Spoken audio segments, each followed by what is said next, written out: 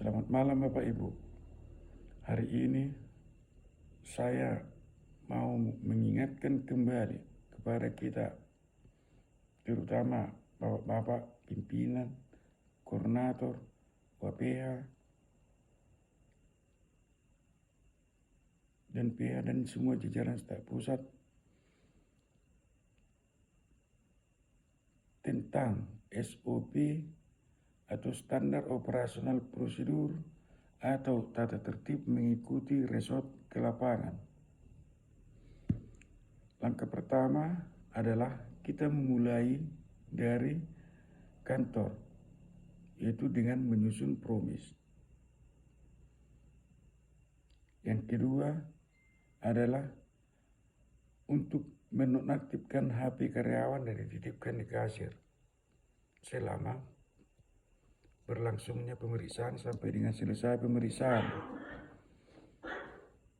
Yang ketiga, ke lapangan. Nah, pembahasan yang ke lapangan ini, tugas kita memeriksa resort adalah memeriksa kebenaran setiap promis kepada tiap nasabahnya di lapangan.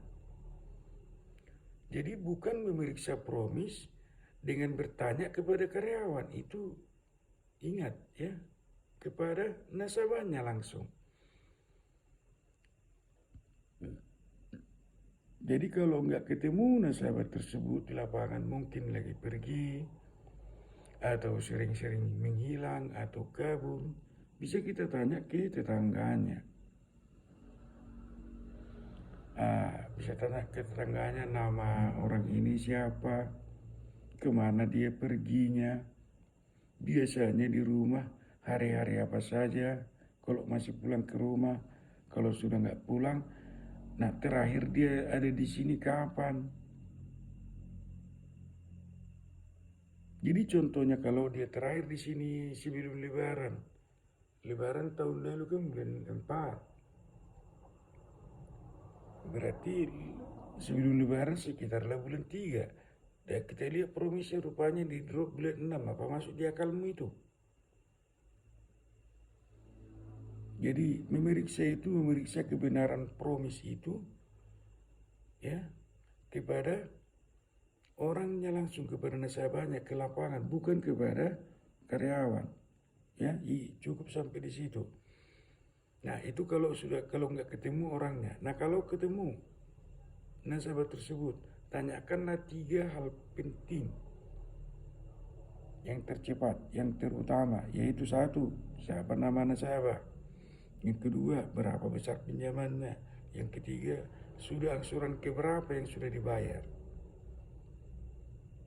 Nah, dengan ini nanti ya kurasa sudah bisa kita memeriksa itu. Dari sini dengan pertanyaan tersebut akan banyak respon. Semoga semua baik-baik saja. Kalau baik-baik saja pas jawaban nasabah dengan yang tertulis di promis, berarti tinggal kita membuat tanda lokasi. Nah, itu yang kedua, itulah praktik di lapangan. Nah, dan promis yang sudah kita tanda tadi kita pindahkan ke belakang, dibuatlah pembatas. Begitu seterusnya.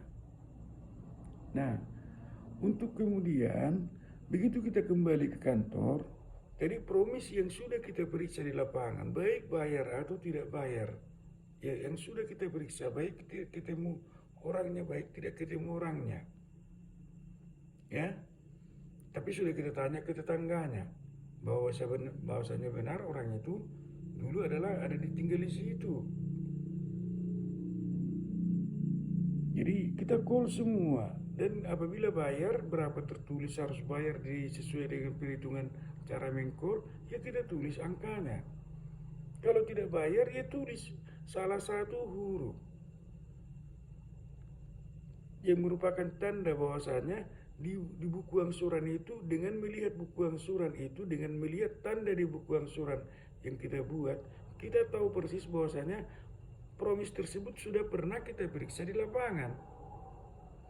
Jadi mengcall kalau memang pada dasarnya dia tidak bayar dan secara rumus penjumlahannya juga memang tidak bayar, tadi kenyataan di lapangan juga tidak bayar, ya buatlah mungkin huruf A atau huruf X atau huruf apalah, salah satu huruf yang sangat mudah Anda ingat. Dan Anda pastikan hanya tulisanmu dengan huruf itu tidak akan mudah ditiru oleh orang lain, oleh siapapun. Jadi ketika Anda besok berkunjung lagi ke unit itu, melihat buku angsuran saja, kamu sudah tahu, oh ini sudah pernah saya jumpa. Jadi begitu di setiap hari. Nah sampai pada hari ketiga, ya sudah hari ketiga, kita sudah harus mulai evaluasi. Akan ada itu nanti yang 2 kali di call, karena 2 kali dia kita jumpai. Tuh ada yang 3 kali di call, tapi akan ada itu yang belum di call. Nah dengan ada ya, yang tidak di call tadi itu, berarti itu belum dijumpakan ke lapangan. Itulah tugas kita memeriksa resort. Bukan datang ke lapangan seperti penyakit entah dari mana datangnya itu. Pergi ke lapangan mengikuti seperti calon menteri baru masuk. Yang penting ikut.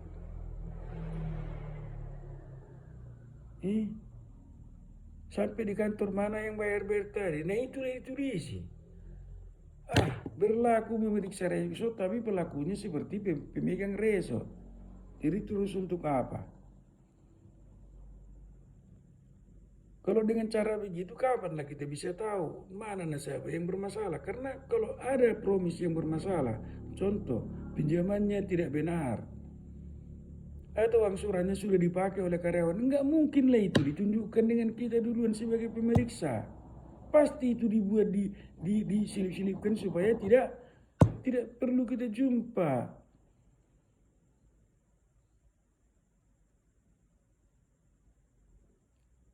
Jadi kepada semua staf pusat yang petugas pemeriksa ke lapangan, termasuk pimpinan, ajari pimpinan Anda. Jangan terlalu lengah, jangan terlalu terlalu mudah karyawan untuk membodohi pimpinan. Terlalu mudah karyawan menipu staf pusat. Terus di mana harga diri kita? Sementara letak harga diri seorang staf pusat adalah ketika atau pimpinan adalah ketika dia tidak mudah ditipu oleh karyawannya. Bukan karena pimpinan atau staf pusatnya ganteng atau gagah, enggak lah.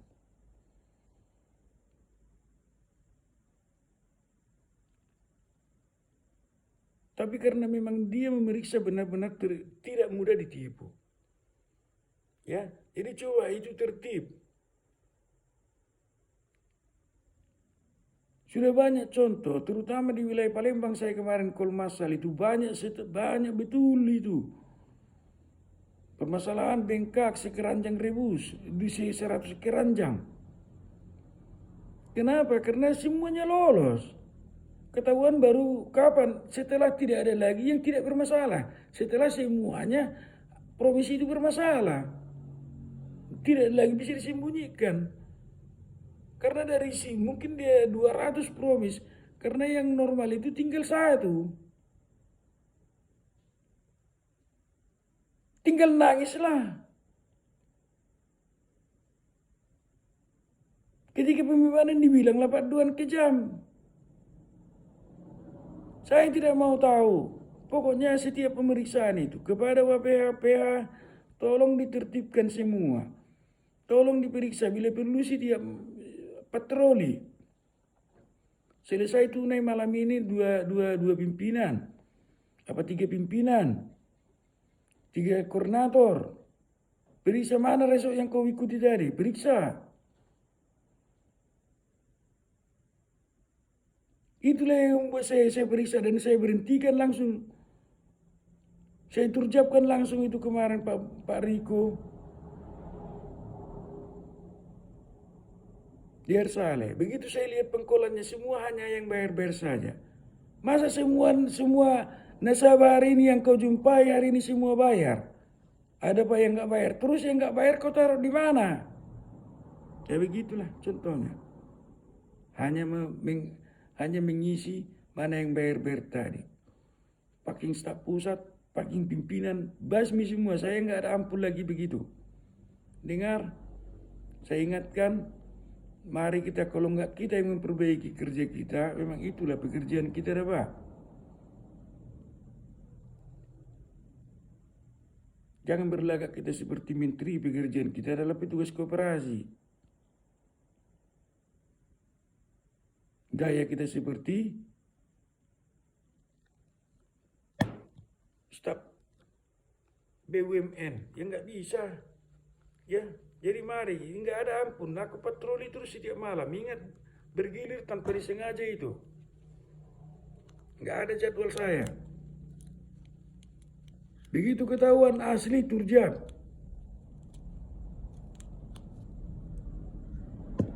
Jadi kepada staf pusat baru, ya pimpinan baru, pelajari yang belum sempat kemarin pelajari yang di Palembang, minta ajari sama seniormu, minta ajari sama WPH-mu, Pak WPH terutama, ya sebagai contoh dari staf pusat yang ada di wilayah Palembang. Ya, jangan kasih kendor. Kalau terlalu mudah kita ditipu sama karyawan, sama perbawaan, berarti tidak ada harga diri kita. Walaupun besar badan, ganteng rupa, kalau mudah ditipu, sama aja itu. Oke lah, semoga bermanfaat dan mari kita tingkatkan lagi. Itulah pokok pembahasan hari ini. Selamat malam, Bapak-bapak.